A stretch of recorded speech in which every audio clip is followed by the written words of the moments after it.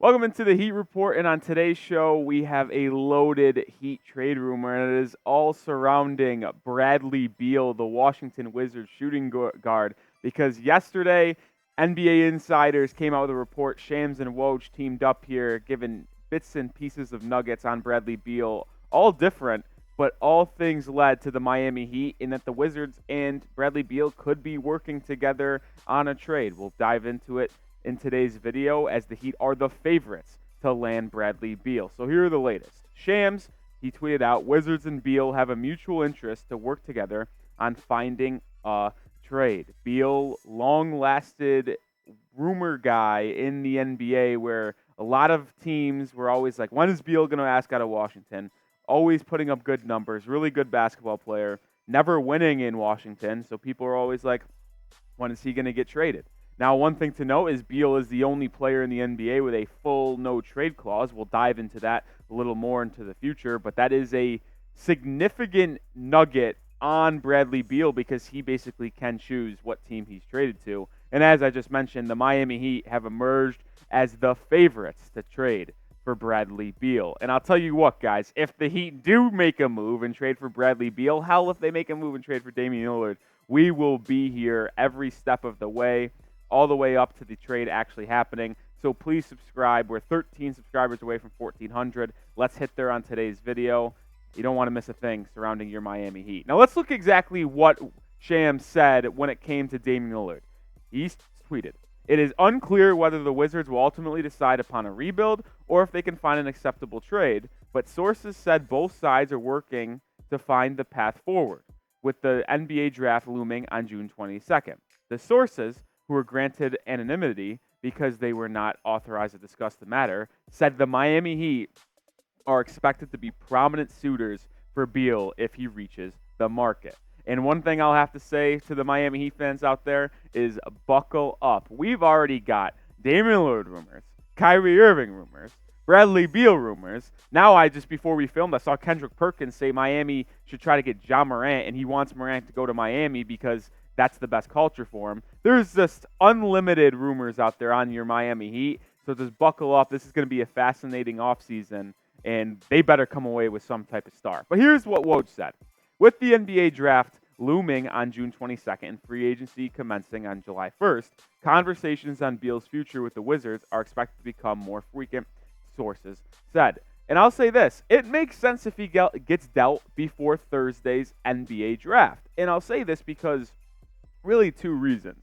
One, the Wizards have to decide what way they're moving the franchise in. Are they going to go after players in this draft and try to build that way, or are they going to try to build around Kristaps Porzingis and Bradley Beal? So they have to really choose which way they're going to go. And if they do decide to trade and go through a full rebuild, then they need draft picks in this draft, a really deep draft class where you can find talent everywhere. And with Miami's 18th pick, maybe the Washington Wizards will covet that because this is a deep class. And even though the Heat's pick isn't in the lottery, that pick can really garner a really good player and someone you can build around in the future. Now, I'll ask you this before we dive more into Bradley Beal. Should the Heat trade for Bradley Beal? This is the pinned comment on today's show. So if you do get hit with that YouTube ad break, scroll down and comment down below. I loved on last video how much interaction we had, especially with that Damian Lillard piece a couple videos ago. Keep on spamming that comment section. Let me know your thoughts down below. Now let's look at Bradley Beal's last 4 seasons. And I've seen a discourse on NBA Twitter that I actually want to get off my chest. So in 2019-20 and 2020-21, played 57, 60 games, solid, was putting up 30 a night. And look at the efficiency numbers. That's the key to me. 48.5% in 2020. 2019, he was 45.5, 35 from 3 basically both years. 23, he battled injuries, and I think that's the reason why his numbers went down. Now, this year, I think he could have played more games if he wanted to, but he had those injuries, and I don't think when the Wizards were out of it, I don't think it was worth him coming back. But 23.2 points in back-to-back years, 5 assists, 4 rebounds. It is what it is. But the efficiency is what is key to me. 50% shooting for one of the first times in his career. I mean, this guy improved his efficiency when his scoring went down. And you'll say, well, that's supposed to happen when you're efficient, or when your scoring goes down, you're supposed to be more efficient. But one thing I want to know is he was sharing the court with two 20-point per game scorers in Kristaps Porzingis and Kyle Kuzma. So this year actually showed me that he is willing and able to not be the number one guy who just chucks shots for the entirety or the 48 minutes of a game, but he can actually play complementary basketball with two other scorers, what he would have to do with Bam and Jimmy. And one thing you'll have to do with Bam and Jimmy is play in the playoffs because you're there every year, and his numbers, they've gone down from an efficiency metric, but still averaging 23.5 points per game. And I mentioned so often in the past couple videos that the Heat really needed scoring outside of Jimmy and Bam because they only scored over 100 points in the finals 4 out of 5 games, and that's just unacceptable. Beal would probably be your best scorer in the playoffs. Jimmy would still get the ball down the stretch in that fourth quarter, but Beal would be able to sustain those minutes where Jimmy looks disinterested in the playoffs, and I don't know how it happened, but he did look disinterested in those first, second quarters. Beal would be able to get you off to a hotter start and not go through those scoring lulls so often. Now, one thing I do want to look at is Bradley Beal's advanced shooting, and here at Chat Sports, we have been starting to keep track more of the advanced numbers, and we even put together a little category here. Shout out Marshall Green for putting this together, but his catch and shoot three, other hand, 40% from three, and that's pretty solid considering Bam's going to draw people, Jimmy's going to draw people, and when you could kick out to Bradley Beal as a 40% catch and three-point shooter, that's solid. Another good number is 33% on the pull-up three. If he gets the ball in transition, he'll go up, find his spot at the three-point line, and knock it down with decent efficiency. And it also shows that he can create off the dribble. But one thing I really do want to show is that this number right here, he is not just a jump shooter. He can get into the lane, get into the paint, using pick and rolls, using those snake dribbles, hit little floaters, hit little mid-range shots. He is so effective at getting to the basket, and that's what really opens up his three-point shooting and vice versa. That's what makes him such a three-level scorer, that his three-point shot sets up his driving ability, and his driving ability sets up his three-point shot. And his overall ranking, when you combine his catch-and-shoot three, pull-up three, and field goal percentage inside 10 feet, 23rd in the NBA amongst basically all guards and wings that we ranked in that percentile. Really good ranking for Bradley Beal. Now, the only negative for Bradley Beal is this contract. This is a nasty contract. $46 million next year, $50 million the year after, $53 in 25, 26, and in his final year, $57 million. And that is kind of devastating when you really think about it, because if he's your second, third player, are you willing to pay a second or third option that much money? I mean, that's a lot of money for a second and third option. If he was averaging that 28, 29 points per game with a two-way ability and can lead his team, which he hasn't been shown he's been able to do, he's more of a Robin, maybe even a third option, really, in the NBA if you want to compete for a championship.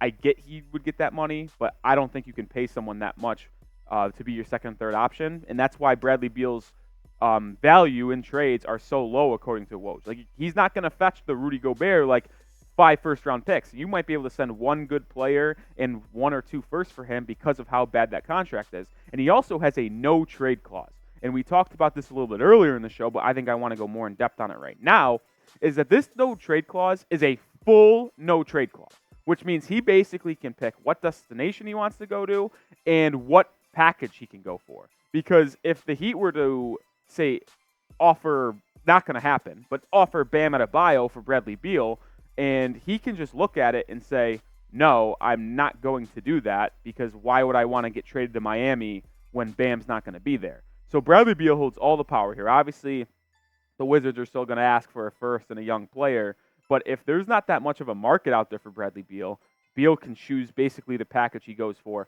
and what team he goes for. And I think it's a real possibility that the Heat could be able to attain Bradley Beal without giving up Tyler Herro, which would be a Pat Riley masterclass.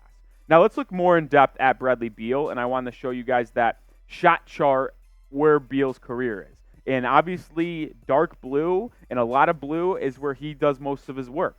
And as you can see here, a lot behind the three-point line and a lot at the basket. So he's one of those analytical scorers, which basically takes the Daryl Morey approach and goes either a three or a layup, which I'm fine with because you have Jimmy and Bam that work in the mid-range and work close to the basket. So if Bradley Beal wants to do specifically three-pointers and floaters inside the paint, that's cool by me because he actually fits with that offensive scheme, and Bradley Beal won't take away from that space Jimmy Butler wants to work in the mid-range. Same with Bam, realistically. But what would a trade look like? Bobby Marks of ESPN went on NBA Today and kind of outlined what he thinks the trade could be. And if the Heat wanted to get Bradley Beal, he said they'd give up Herro, Duncan, and a 2028 first-round pick that is top 10 protected. And the protection is the most intriguing part to me because I would have just assumed the Wizards would want the 18th pick in this year's draft next week on Thursday. I mean, that's a pretty solid pick. But no, 28 first-round pick, top 10 protected. I would be all in on this trade. I'll ask your opinion in a second here. But Herro and Duncan, you're getting an upgrade from Herro to Beal. Duncan Robinson, he's been good in that playoff run, but he has a pretty bad contract. Is he going to get a lot of minutes this upcoming year? I don't know. And to get a top 10 protection on your pick in 2028, when you really think about it, it could still be Beal and Bam running the show, but I have to assume Jimmy's going to be retired by 2028. So the Heat could actually be in a rough spot where that top 10 pick could actually get protected and the Heat could be picking there. But I'll ask you this. Would you accept this trade? Type A for accept, type D for decline down in the comments section. I think I'm typing those A's, man. I really think this is a solid deal for the Heat, and I actually think Robinson might be in here for salary filler because I think Herro in 1 first actually could get this job done, but I'm still typing my A's for accept. Now, before we get out of here, I do want to tell you guys this. NBA Central tweeted this after Brian Windhorst went on Get Up this morning and started talking about the Miami Heat this offseason. This is what he said. The Heat are in the thick of this, and I expect them to emerge from this summer having upgraded their roster in a meaningful way at the end of it. He said that on potentially landing Beal or Lillard. And this is just something you love to hear. I mean, the Heat need to upgrade this roster after getting Jimmy Butler in 2019, big-time move. They go to the finals in his first year. They run back the same roster, minus Jay Crowder. They get swept by the Bucks. Then they add Kyle Lowry, minimal move.